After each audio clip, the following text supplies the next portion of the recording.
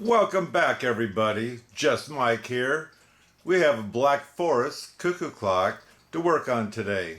This movement last built was in 1950, so this is probably a 30s or 40s cuckoo clock. So I'm going to put this in the box, get the bird hooked up, but then I need to rebuild those bellows.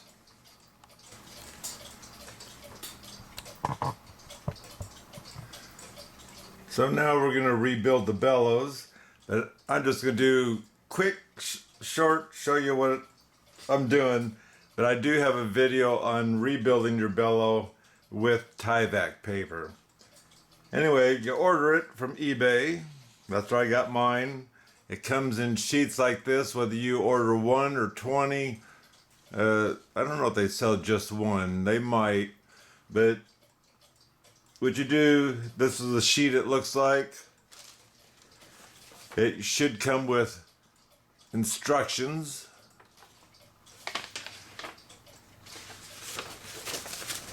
And what you're going to need is a nice sharp pair of scissors. Preferably your wife's sewing scissors if she has such a thing. It's nice to have a razor blade knife. It's nice to have a screwdriver so you can push down along the edge. You take that bellow paper and you cut it in half, and then once you cut it in half, you can cut the ends off to make your hinge. You need 2 of them, and you got 2 papers, 1 for each bellow. And you need super glue. Where's my super glue? I'm using this super glue. Pretty much any of them. Some super glues don't stick right away, I guess we'll say. And all you do, and you always use a paper towel too, all you do is just rub it in and use the paper towel to protect your fingers so you don't get stuck on it, and also so the paper here doesn't lift up with your finger. This here will kind of dry it if anything leaks out and keeps the paper down where it's supposed to be. And I try to leave all this paper on. This is usually fragile on this circle here. There's a weight in there. If it starts coming off, you can put some of this paper and glue it across to hold that weight in there. But what I try to do is I'll try to cut a straight line, because I'm taking the old paper glue off or whatever. And usually it's a pain, so where this is angled, I just cut this across. It's so much easier, and then take that paper off also, so that way you have a good hinge from down here onto here and coming up onto this area here. On your places where the lift arm or the wire that goes in here, the bellow lift wire, normally what I do is I'll take that out because it's just in the way. And especially if this is your first time, you want to take that out, but you want to also mark it. So what we'll do is we'll wiggle this and take it out. Now this here is a very soft wood. It's not balsa, but it really is soft until you go to try to make a new hole, I'd swear. Here it's got a sharp end on it. Trust me, it'll poke you.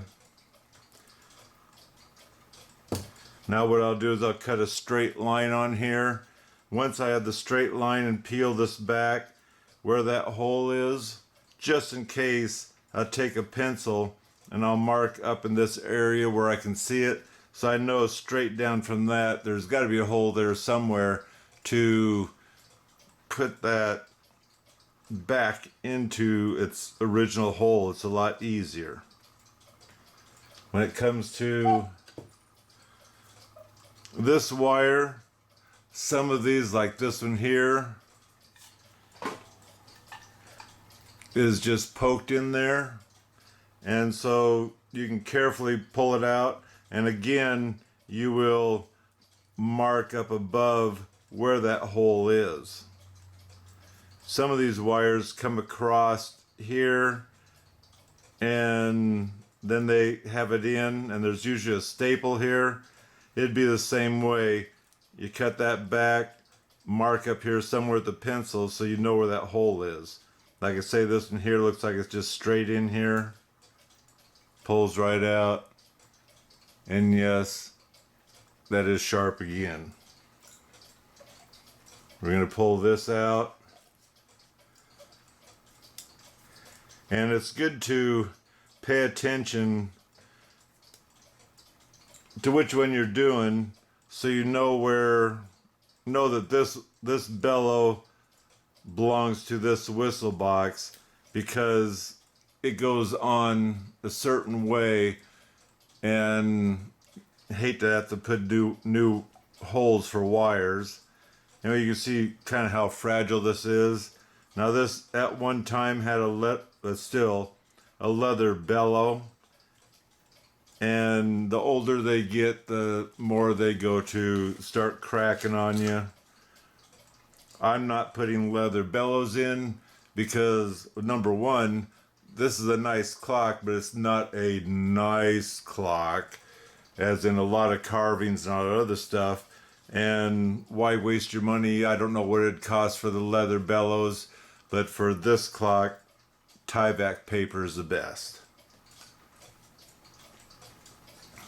So what I do is I just peel this stuff off, and now I'm going to take the side of the knife and start scraping that stuff off of there.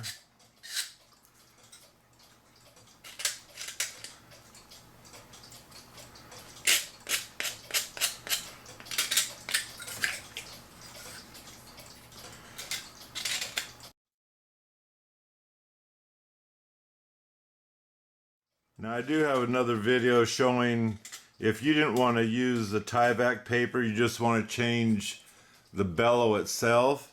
I do have a video out on that as well, and I use hot glue to glue it back on. And the main thing to remember, this goes against the box, and as you see, this here kind of goes against the box, but it does have a lip here to keep this back. And when you re-glue them on, make sure to get this over so this bellow will still open and close and not get hung up because you put it too close and it'll start hanging up on the Cuckoo box itself.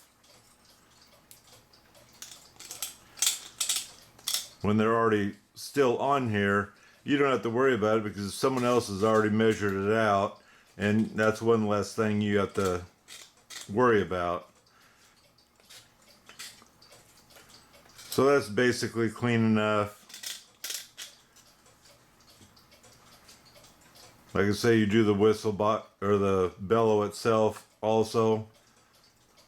So I already carved this one.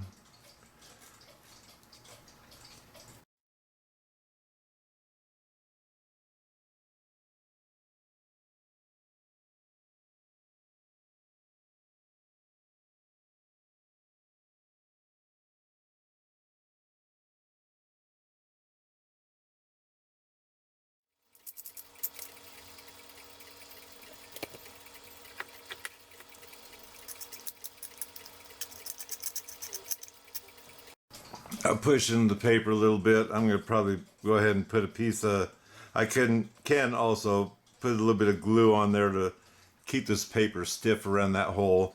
Like I said, it's so easy to push on that by accident. Don't have a heart attack, but don't lose your weight.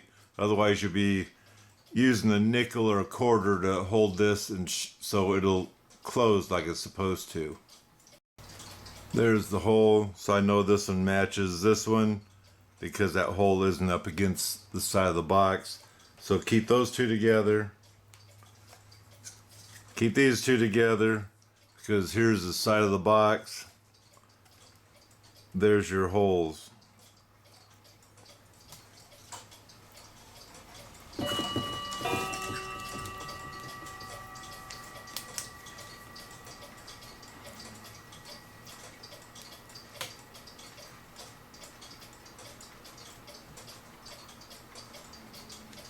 Now you can't necessarily see that one, but if you shine the light just right, you'll see I'm using ink.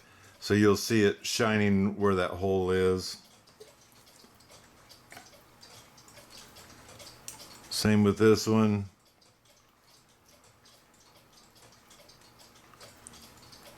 There you go. So for my measurement, this is my hinge end. And so what I do is I start here. Have your pen ready. I start here and I give it a little bit of an overlap because I want this to wrap around this a little bit. I come up and right there I'm going to mark it, knowing this is where I'm going to start my gluing when I put this on, we'll say. But this here is just a start. And now let's go ahead and glue the hinge on. Get that lined up the best you can. Now, some people have told me go ahead and put in a business card or whatever inside here, because when the bellow paper is folded in here, this actually wants to raise up.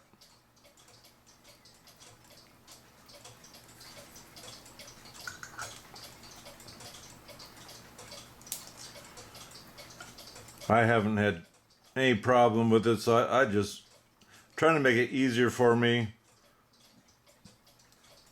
So you soak just the end of this, soak the end of this.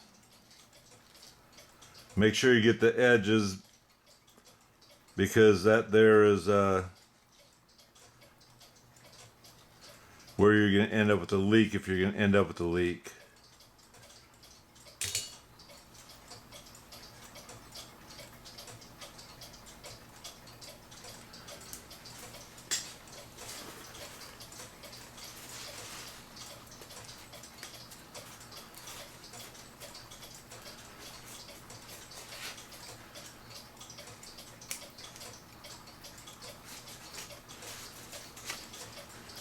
So up here, you notice how rough that wood was.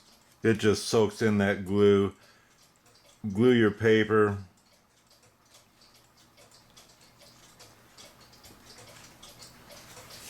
And then push it back up there again.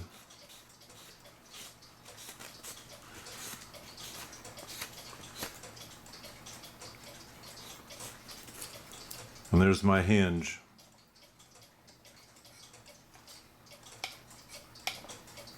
That's what's nice about super glue, is it's quick, no messing around. So now my next step is take this paper I marked. Right there's the mark. And now I'm going to go ahead. Oops, got the wrong side. I'm supposed to put it along here on the front.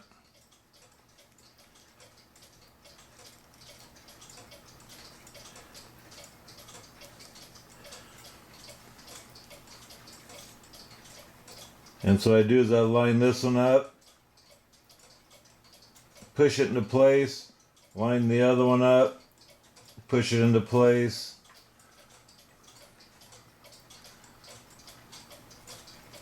Now go ahead and seal it in there. Make sure it's sealed in there. Now our next step is to go ahead and soak these two sides.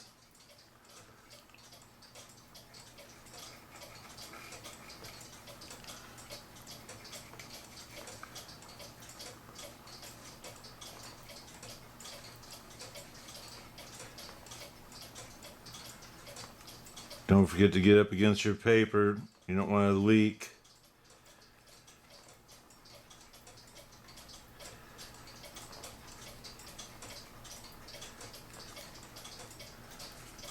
And holding this open, pull this back.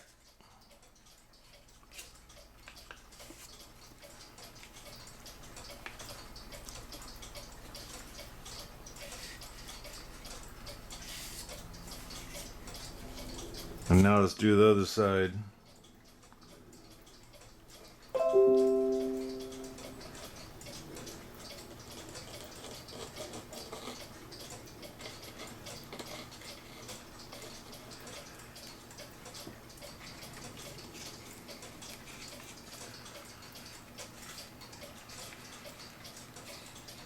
So here's where it's nice to have the screwdriver because the whistle box sticks out.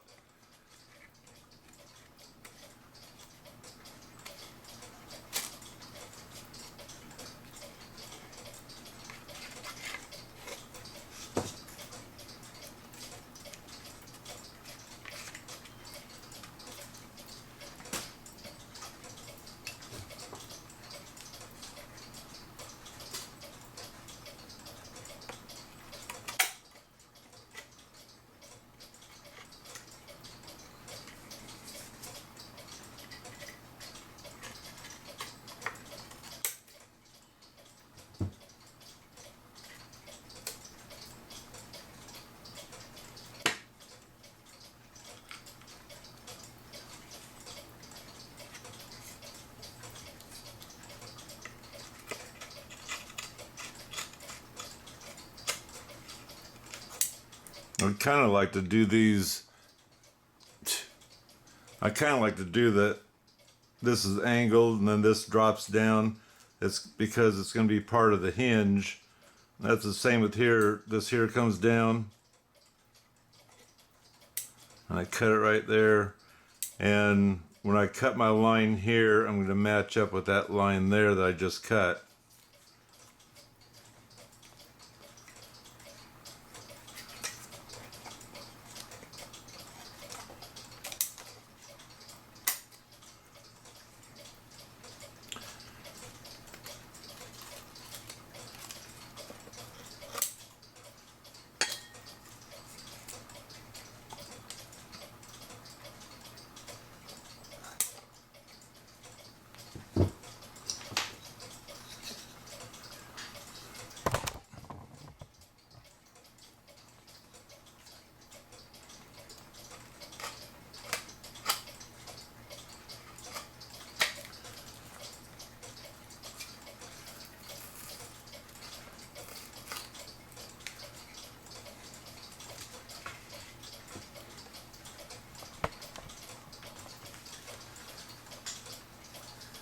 So you can kind of see where the bottom of that wood is.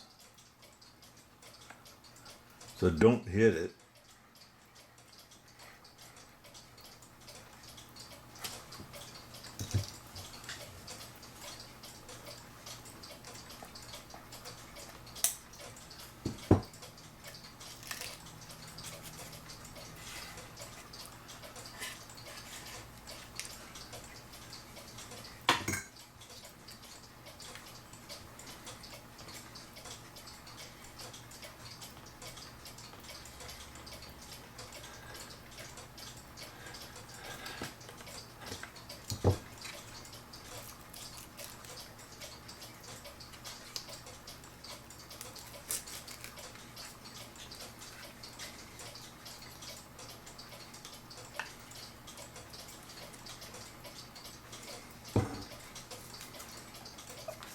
So there, normally I don't try to close this right away because in case you get a lot of glue in here and it went inside, you'll fold this thing up, close it to form it, and then this paper is going to stick to it.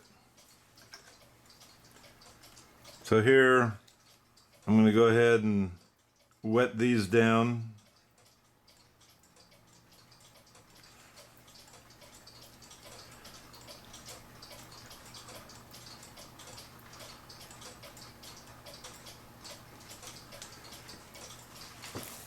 Now I use my paper towel, smooth them in there.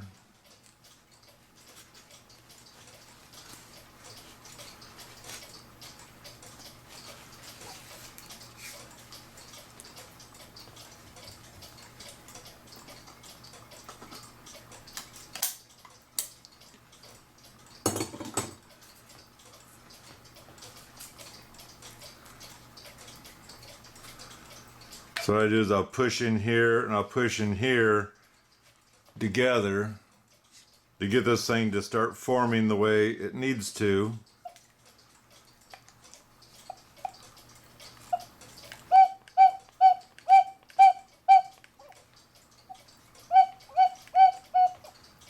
Like I said, I'm going to give it a little bit of time to dry before I actually put a clamp on here and hold it shut. This one's actually holding shut pretty good. In time, when this thing's being used, it's going to shut as much as it needs to, but still, I like them down to where they're closed all the way when they're done. But for now, I'm going to leave that one open and go work on the other one while this one's, let's say, drying. Now I got both of them made. I made these, I call them shipping wires, because that's pretty much what they are. And that's what I use because they're very flexible. Use cheap wire. I got a video on that too if you're interested. I use that to hold these things closed. You can use a rubber band if you want, but I already have these so I can either ship or so I can store my clock and keep that bellows shut so it doesn't freeze open. So when you try to use this again later, if you put it away, the bellow will already be in the position it needs to be and start cuckooing right away instead of a half-hearted cuckoo. So I put that on both of these. See how it's not tight, or it's too tight? Just bend them up. And there you have it. So to install these in the clock, I can't leave this wire on here.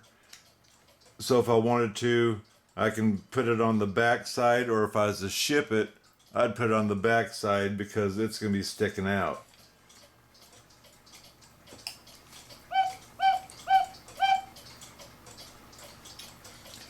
So what I want to do is,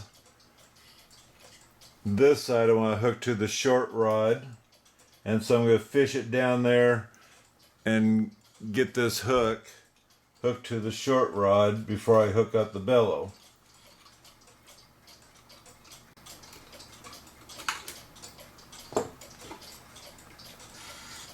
Got it hooked. Now when you're bringing it in, you need to move the cuckoo bird up out of the way so the wire goes below the cuckoo bird. And now you look for your nail that you have inside.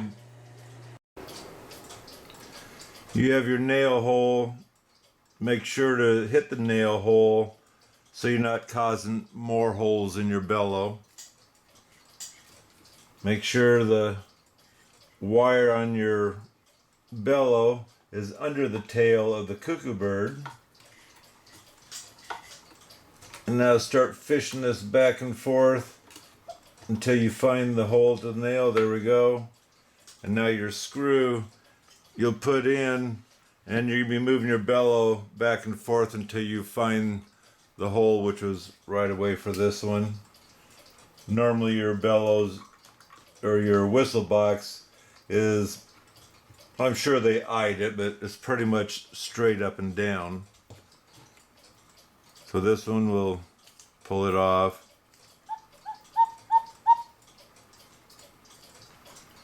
Fish a wire onto it.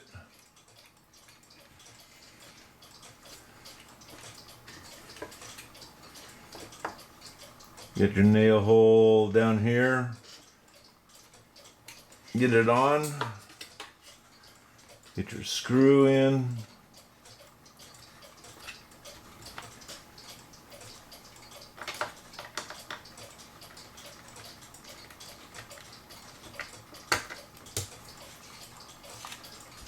And now you're ready to have the chains put on. It's easier normally to put your chains on before you put the movement in, but we're going to do it this time with the movement already in. So what I do is I'll turn the clock upside down, pick any hole, you're going to find out you're running the screwdriver in to where the clicker is. This one here, the clicker is turning around like this, so that tells me the chain should drop down in here. So that's what we're going to do. And you're kind of fishing, I guess we'll say. You put the chain in just so far. I don't know if I can show you or not.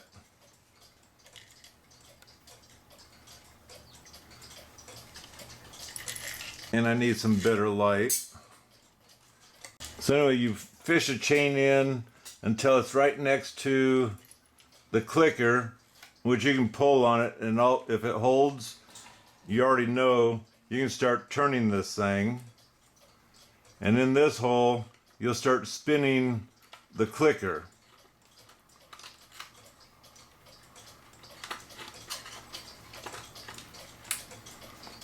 And as it's coming in, you have to straighten your clock up so the chain doesn't start gathering. Oops, wrong one.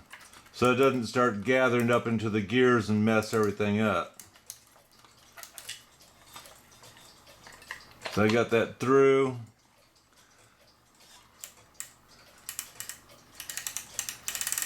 And so I do a 50-50 split.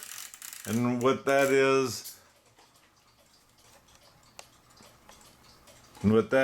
I have even weight on both chains, so that way it doesn't start unraveling or anything else.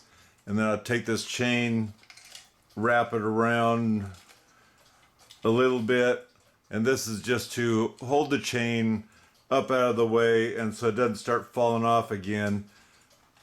And now I can do the other side. Stick your screwdriver in, see which way the clicker turns. It's turning this away, so you put your chain in the furthest hole, catch it, turn your clock sideways and start clicking the clicker, and then get this turned around so it doesn't, like I say, go up into the gears. Okay, we got the chains through, and now all I need to do is hook up the hooks and the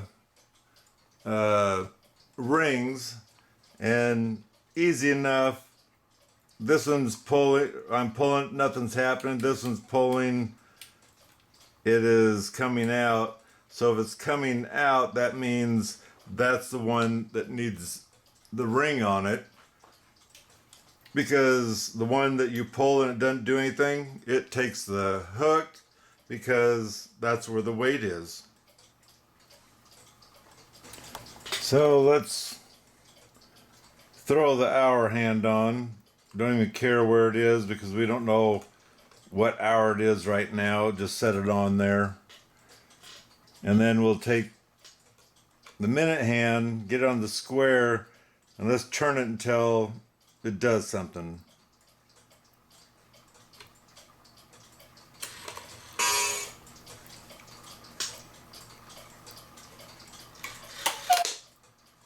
So there's a half hour Cuckoo. We still need to do some adjusting in there. We don't even know per se what's going on. Let's get this off.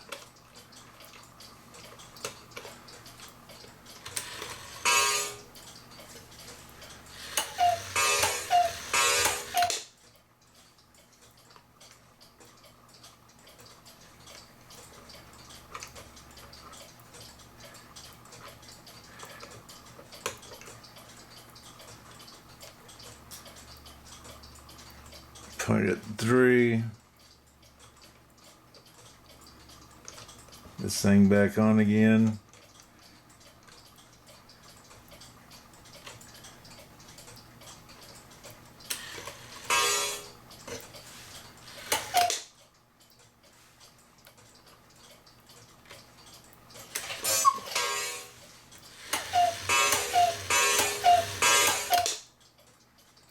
So we know we got that right. Let's put the put the nut on, which snugs the hand up. Then we can put our decorator nut on.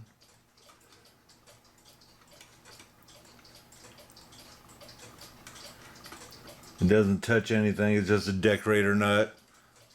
Nice and round. Now we can hear that the gong is hitting too hard on the, or the hammer's hitting too hard on the gong. So we can lift this up a little bit. Now that what we're after now is how far are these things lifting, because are they lifting too high? Because I found if they're lifting too high, the clock is struggling.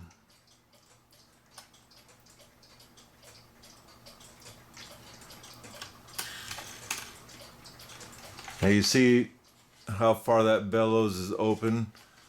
The bellows is open way too far, so I need to pull this rod down so it's not struggling as bad.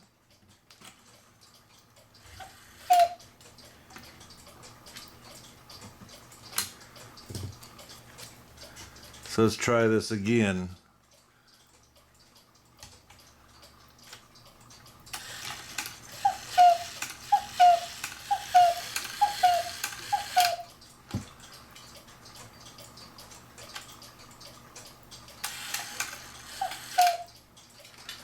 So that doesn't look too bad.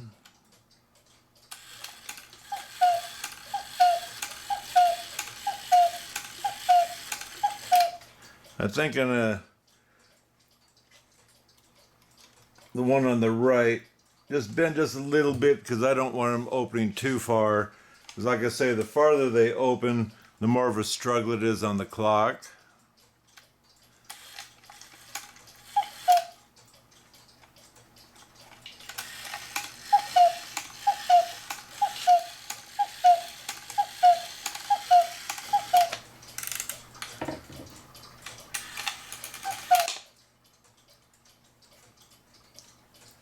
So I'm actually so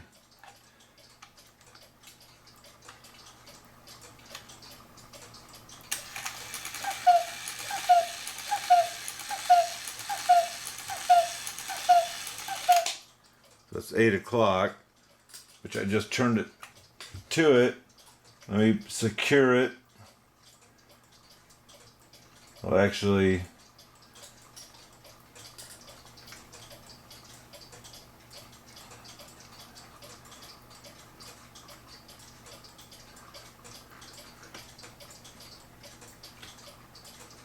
I'm going to bring it to 9 o'clock. And push the hour hand down on both sides so I can wedge it on there. Now it says 8:30, so this is when we can open the door and push that lever.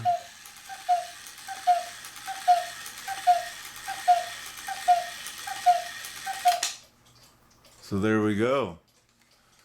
That's what this side door is for. When they have that lever there, you can push it and bring the time around to where it needs to be for cuckooing on the half hour or hour like it's supposed to be. And now we got that far, let's put this back on and see if our gong is hitting right, or if we need to bend the hammer or the gong a little bit more. So turn the hand. That kind of sounded boing, a bit dorky. So let's open this up. And what it is, so I got the amplifier on the ticker or on the clock so you can hear it ticking. It's not perfect, but it's really good, or good enough. And now let's test that cuckoo out, because I adjusted the gong.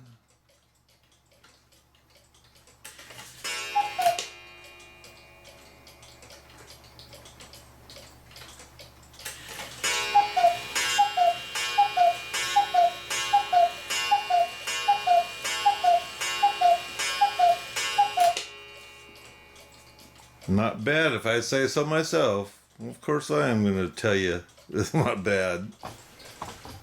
So I hope you enjoyed this video on this Black Forest cuckoo clock with the cuckoo bird only, not with the music. It's really dark stain on it, and so I would suggest this here is probably built in the 40s, but I can't guarantee anything because I'm awful on trying to guess on these. The only thing I know is that movement, the last it was made was in 1950, so I'm sure it's not a 1950 clock. It's a lot older than that. Anyway, thanks for stopping by. Don't forget to subscribe because it's free. And until next time, God bless.